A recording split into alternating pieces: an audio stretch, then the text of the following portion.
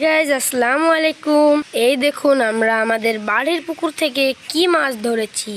এই যে দুইটা কলদা চিংড়ি।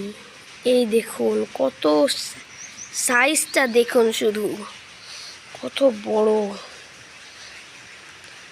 এটা জ্যান্ত ছিল কিন্তু মারা গিয়েছে। দেখুন আমি রাখবো, এটা দেখুন আমি রাখছি। দেখুন কত বড় একটা সাইজ। এই দেখুন অ্যাট লাস্ট মাছ দুইটা রান্না হলো অ্যান্ড ফাইনালি সে খেতে বসেছে।